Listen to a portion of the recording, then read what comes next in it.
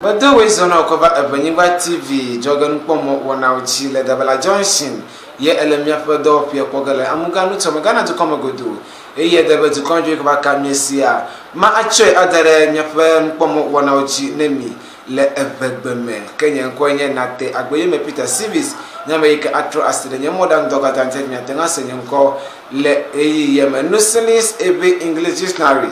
dopo aduje ike du alose miafe wana le Ewenyigba TV Nyadzɔdzɔwo wana woji kanemi agranya jo maklo akwato ngodonya alotanya opa akpaji nemi ejochi do la wom aton asisuoji ko lon gomukuku wana ko wompliwo kura ala iko de ko globe ega homa yi kanye sidi akbabla eton abule afoku ade jope nguti Tidoba yike na la masenya jipom le Ghana to come yike Ministry of Health opa tu ngono la ade ko globe Agenda 111 nye dudware ike jiro kode etuma yule kuhie gada umatum kwa kuda 190 kama konya tare sare kochu agenda 11 tinemia ako ajare yavala chi nemi kele akbabu wanzu shoje sibe Ghana Water Company wanya mere ike ole den gbogbombe yule agbaje ike yo achi kuhie de sare kele mudum dala Ghana tukope akba gada ole Ghana tukome gudu Kamila la matrovi mava ne magara Nyadzɔdzɔwo nemi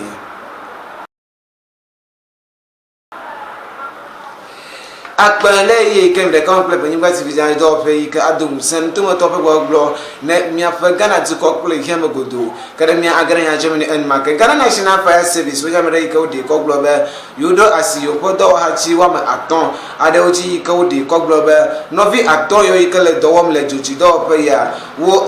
ona be agahuma yikenye sidi akbebla eton alo 30,000 Ghana cedis abu le afokware yikene ejo le ashanti nuto metri le kunungo gologe nuti ka ejo de jesi be ejochi dola yo awonya mere yikodi ko gbalo na sabubunya yibe wocho agahuma yikenye sidi akbebla eton ye kokoju le yikema afoku yikene dumoda enye yike ejo de Parliament Chief alo efiega ne amayukeno le secretary traditional area nuto muti ko da jesi apoto ya alo efie be enye bury my bread soup ochiri bedi ako efelia yika trome bola pachino we efie panga kabla avavo efie bola pa ko begula for e kamele ikame awu ko kono mozamcho egenuto ko bona ashanti nutoma eva kpo afoku le konungo pe golobio pe akpaji kame ikenya ndala ne Ghana do pe ike nelle jotinya oji pom le Ghana ji kome gudu yenya ACFO Anthony Osafo Ofuma enya mere ike di ko globe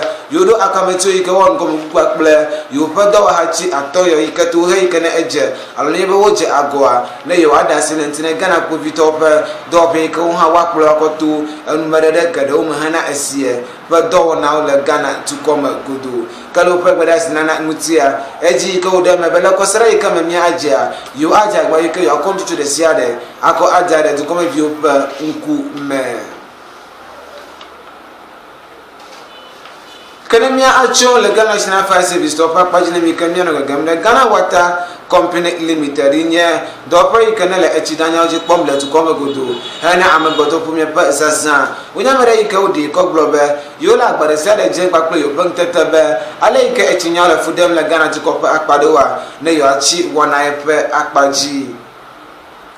Ghana Water Company oji ka udemebe yufa agagwaje je le gugado mutia echo america unye echizano alo yufa ajodola wike wode amonu de karaka wa ma aden ado ko dugo yike fiebe wo atu echi yike wa pere yonti le ku hiero dodu be wana akpaji kala wana pe gbanto udemebe no wajijo echi kana yoda yike ododoncho echi domo ikenya tap alo pipe wana pa akpaji a wajijo sasa ko ade pe agblemenuko kala akpavelia wajijo echi ikene echidada ikere dodoncho pe chidamun wo po akpaji a wajijo akokazan akoklo bo pakple wo po modango le apeme yike fiebe wo agbanu le gbo yike wa hochie ko dara anyi ne apeme pe sasa le akpatole a odeje si be echidomo ikene tapa wajagba be katale tutu ne be mo le echikum alo echimele dodomo yike agbebe eya magagere tapie mele wo pe do na wo pe akpaji o kale akpa enelia wo odeje si be echidomo de sare yike ana amre papeme yike ana tutuma wajagba yike wa atro accident yike leakages in your home's pipe no atro accident one night akpaji ala be echi yokata ne tele gagam kukukuya wa upere upe echi fe wana unti le Ghana tukome godo kala wana akpa atolia obi echi upe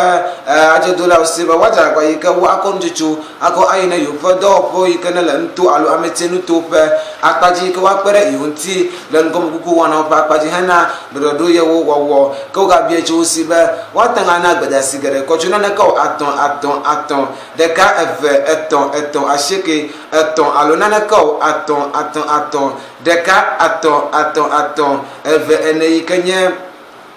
kapo mo iko ko dare anyibe wo atoji ke wana gbadasi yo ko kure yo pa fode de wana ope akpaji kala wana pa akpa adanlia wo de mene ope ajo dola obe wo aja gba iko ko njucho de siade ike america podukwe de etiga ko de apa me le agbana no majegaji fa wana ope akpaji ya ne waja gba bo ko njucho ma ko na yo podo ope iko akpo no vimo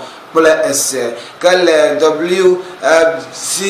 Ghana Water Company to akbajia wo ademebe yo ajagba yike yo ele echika kam alo yo le echika ka wana wom ko iden to gede yike echi melele Ghana ti kom yike akpere na vimonti ba wo ha waje echi nwinu nu wana wo gome ye na be echi mado le amonu tonwa ele fudem la le Ghana ti kope akpado kalo pa gbede sinana mutia akwe adejesi be le Ghana ti kope akpado abe ege nutu ashanti nutu titina nutu bagaji gaturu nutu bakle bagaji nutu a wonya nutu yike echi meten la dodo nui le yomo kale akbabu bo ade sibele titina nutu a ana ba kosra le kakule eji voso nke echi meten la godum la dodo nui ton ka fichina doa ala dodum le azan wo lopu ka de sibele gana ju kome kuja wodi ko globa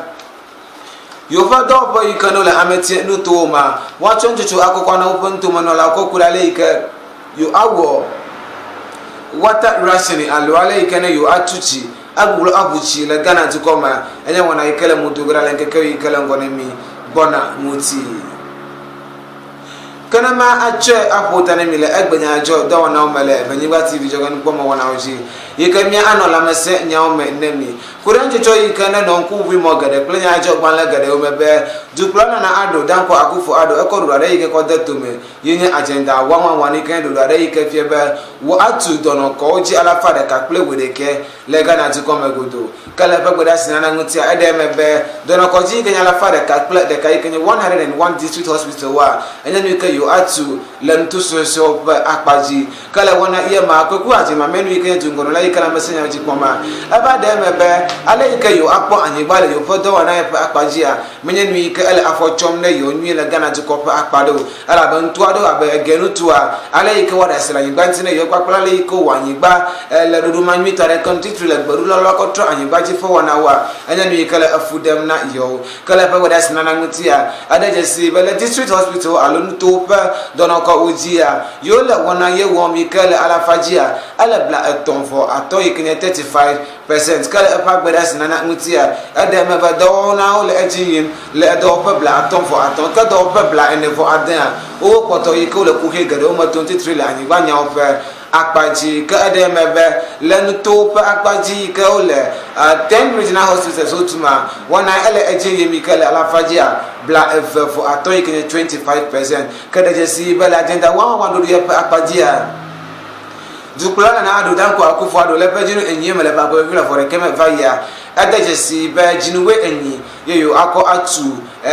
dono koyo katan le Ghana ti komi kenya la fareka ba ple de kaye ke yo aguglo atro asile efia nkonta jirudu do yo fie nguti pa ple yo atu ta frache ta gbodo le fe do yo fa le titina nutu pa ple egbegaji nutu ofe lo fo le Ghana ti komi godo kada je si be ba sere bi fia ga homa yi kenya USA gbata du kope ga billion we ademama enyi kenya 16.8 billion US dollars yo kokoda aloji hana dono koyo ji tutu le Ghana ti komegodo ko de je si be le dono ko ji tutu wana pa akpajia yo agbre ga homa yi kenya USA gbata du kola billion we ever le atutu wana pa akpaji ka billion we enem billion mamlea ye yo ako aple dono ko ji no ye yi ke wa azan na dokita ko aple dono ko ji do lawo le dono ko ye wuchi kaya punya sala kula nkola na yiya ma mi funya ajoa mi akoy ano sesem de te pe ka fina ma ajoa mi agboa ma bublo ma alan kure ngodo nya opa akpachi nemi Any joke see the Ghana Water Company, the opera can let Chidanya to come like Ghana to come go to her. Will a beer chop Ajadola Siber, while a Banopa Chica, some you lake come later. I don't want a Chimaduma do for Kukunuchichi, the Ghana to come go do. As is Sudan National Fire Service, all our authority, Colongomuku, and now one blue. Lake come a Gahuma, you can see a million black a ton, a bull, the Pareka Afokujora, Kunungo, you can la shanty, Nutom Muti. Can you don't pay a message from the Ghana to come go to them a bear? Don't a cordial for the Capla with the Kaikan agenda. One who you can to plan a good for the Coda to my 1 eye poto. Gala edging him the Ghana to come go do.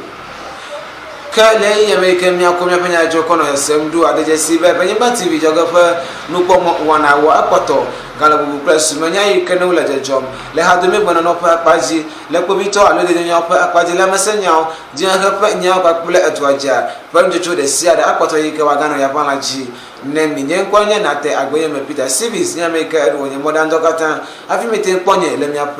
no pomo 1 hour which Aquanemi, let me up to do, play me upon Bobo latter.